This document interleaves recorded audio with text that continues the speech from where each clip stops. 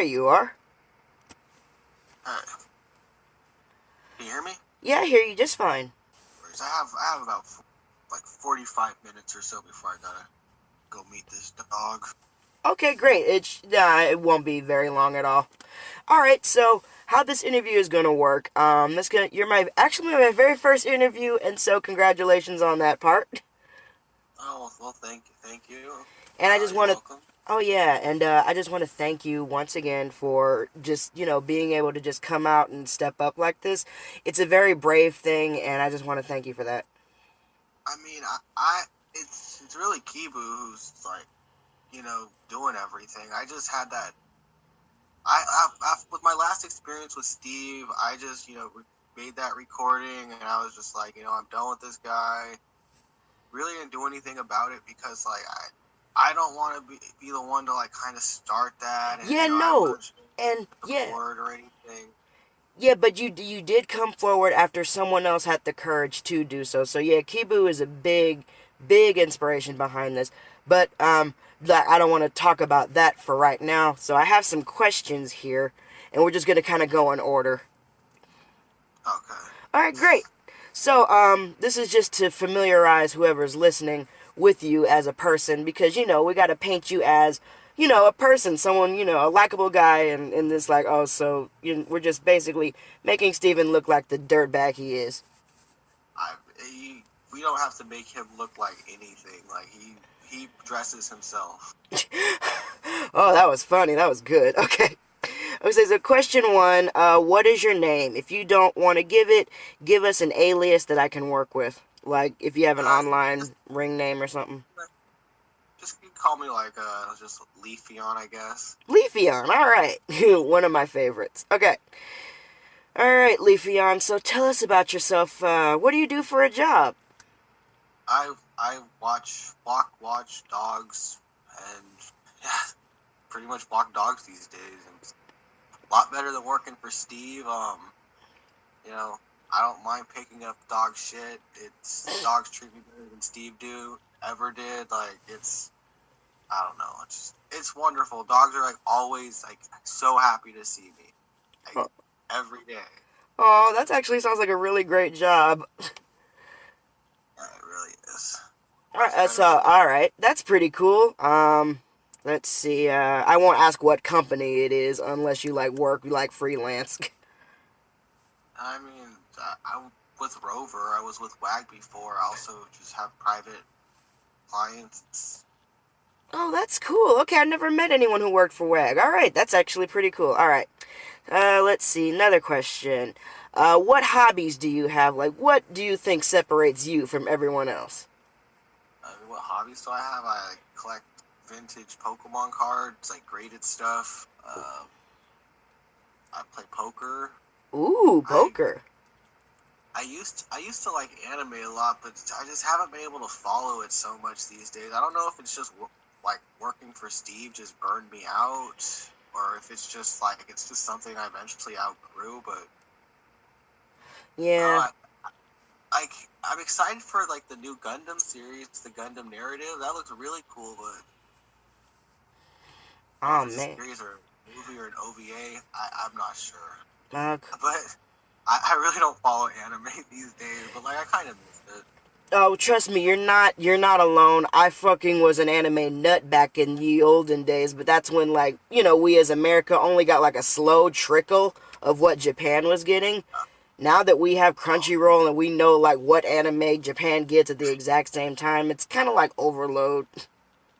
yeah, no, I think around the time Crunchyroll got big is kind of like when I fell outish. Probably like 2014. I don't know when Crunchyroll got big. Probably like 2014 is probably when I got like started fading away.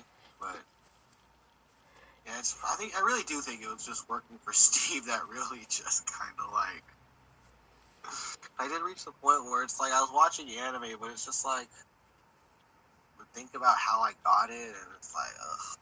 Oh, yeah, that would definitely do it. Well, I'm sorry. Well, it's like I'm sorry Steve freaking messed up one of your hobbies.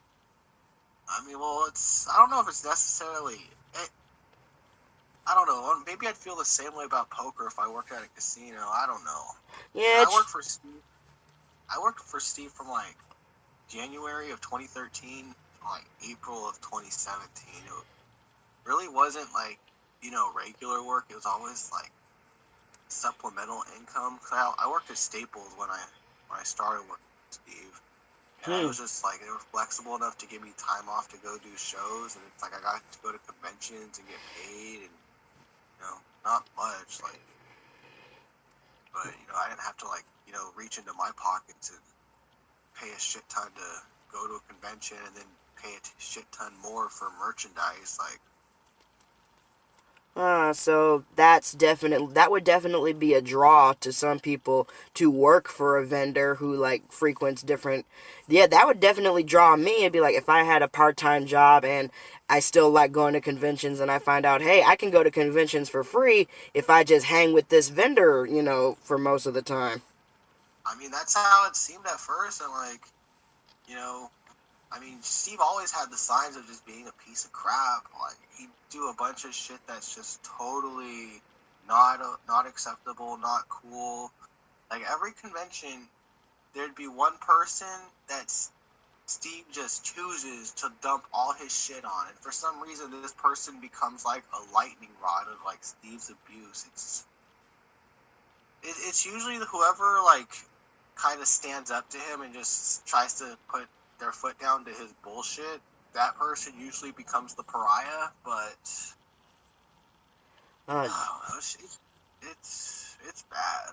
oh It's man. like the people who work for him, like they know. Like some people who've passed by, like have maybe seen glimpses of it, but the shit that really goes on. Like the worst is the stuff he is like the way he treats his I guess he considers them his full time staffers.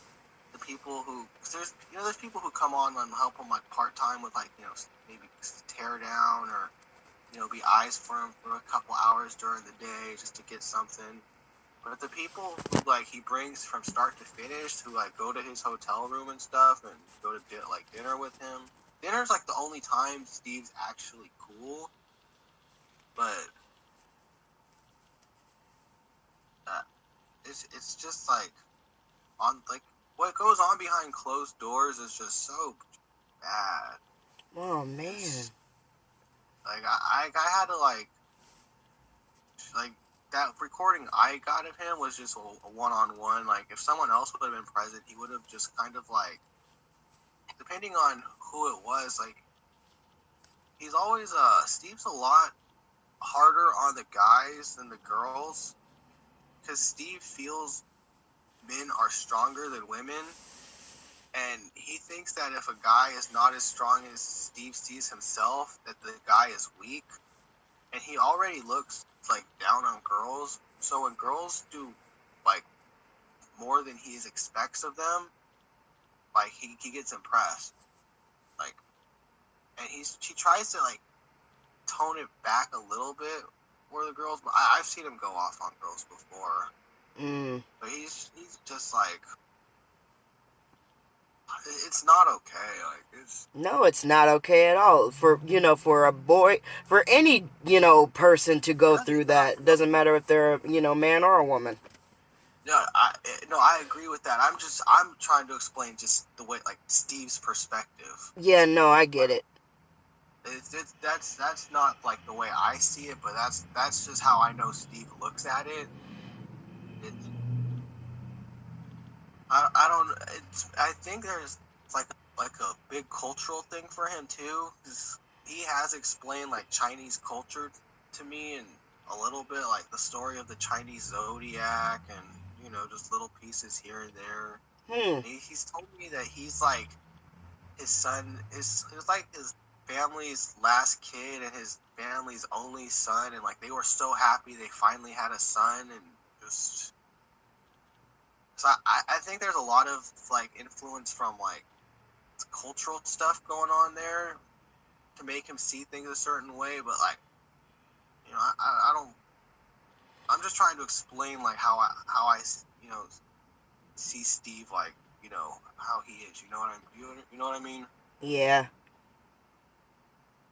He's not cool. Like he's berated. He's never he never left me anywhere, but he did threaten to cut my flight.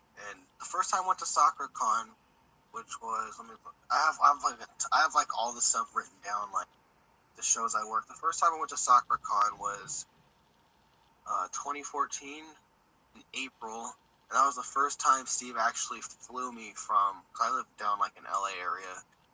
This is the first time Steve flew me from a show, and I was in Seattle. And after the first day, he got mad at me over something, and like my brother was working too. And he like after we were working, like we left the dealer's hall, like so right outside the dealer's hall was like a bunch of people. He decides to like that's the appropriate place to like scream at me, and then threaten to cut my flight and just send me home on my own. And I'm Wow. like in Seattle. I live in Los Angeles. It's just it's I mean, I was like almost in tears, like, fuck, man, don't do that. Like, it was just like right in front of my brother, too, like right in front of like all these fucking people. It's just, it's like, it's not cool. Like, I wanted to sock this fucking dude in the face and just beat the living shit out of him right there. But it's like, I can't do something like that first. Like, I'd be assaulting an employer, and then what? Then what's gonna happen? But like, it's just the way he treats me. It's just like, it's not cool. I don't mean to condone violence or like, or anything like that, but it's just like, Right, of course. man, like some people would have just not held back. It's Yeah, nice. well, jeez. I mean, yeah, I'd be, well, see, I'd be devastated knowing if I was flown, hundreds of miles and it's like, oh, I have to now suddenly how to get home and all that. And it's like, I do.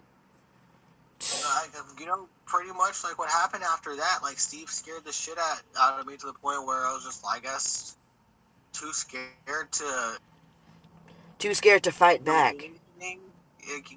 Yeah, like I'm fucked if if he goes through with what he says.